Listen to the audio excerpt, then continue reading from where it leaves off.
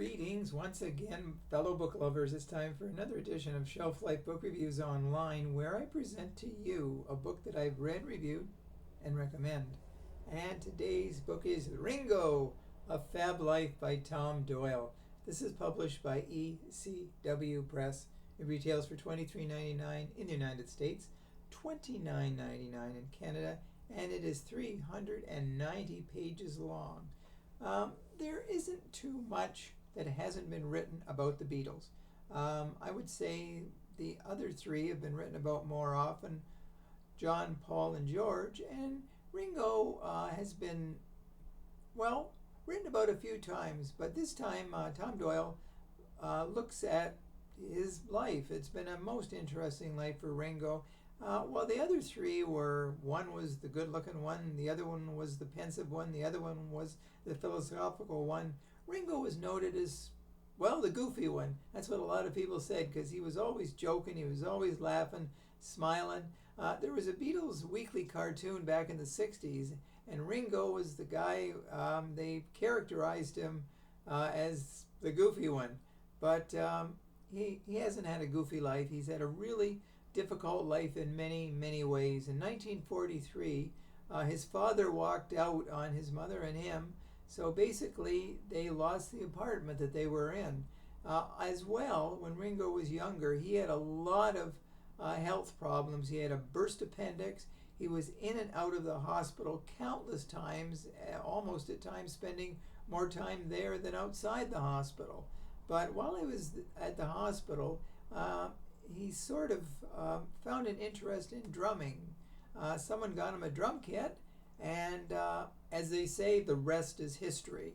Now, there was a lot of controversy when the Beatles were beginning and Beatlemania started that Pete Best was the drummer at that time. And there was a debate over who was the best, Pete Best or Ringo. Well, when Pete Best left, Ringo took over, and there was no turning back. Many said Ringo is one of the best drummers of all time. And in the book, the author looks at Ringo and his many hurdles in, being taken seriously. Like I said, he was seen as a goofy Beatle, and he really wasn't a songwriter. It was Lennon and McCartney who wrote most of the songs. George Harrison wrote quite a few too, and so Ringo really was not a noted songwriter, but he sure could deliver the beat in more ways than one. Now, in the pages of the book, people have said that this book really doesn't say a lot of new things about Ringo. Well, there's enough information here in this book that if you're a Beatles fan in general, you will appreciate the clarity and the depth that Tom Doyle has gone into to look at Ringo's life. After the Beatles breakup, Ringo had a very significant solo career. His first album afterward was called Sentimental Journey, and it was mainly old classics with Ringo's take on some of the great, old songs of all time. Now, he also was responsible for releasing a string of hit singles such as Photograph, It Don't Come Easy, and You're 16. And he also was part of Ringo Starr's and his all-star band, where he had a bunch of notable musicians, and they toured, and they released some great songs. So it's also looks at his personal love life, the many women in his life, the affairs he was noted for, but in 1981 he married Barbara Bach, who was both model and a movie star. They're still married today, so you could say his book or his story has a happy ending.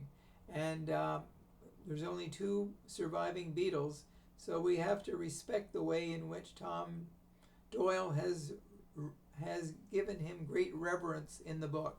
So if you don't have to be a Beatles fan totally to enjoy this song, Ringo is Ringo, and it's most entertaining, it's well written, and I recommend that while you're reading this book, you put on either Ringo's solo albums, or just put on some Beatles songs in general, because they will take you back to a kinder, gentler time when music mattered and Ringo was one of the stars of the day. So if you do purchase the book, let me know if you do agree with my review, and drop me a line and let me know. So I'll be back again very soon with another excellent book, and until then, as I always say, stay safe, stay in touch, stay healthy, and I will see you at the bookstore. Bye for now.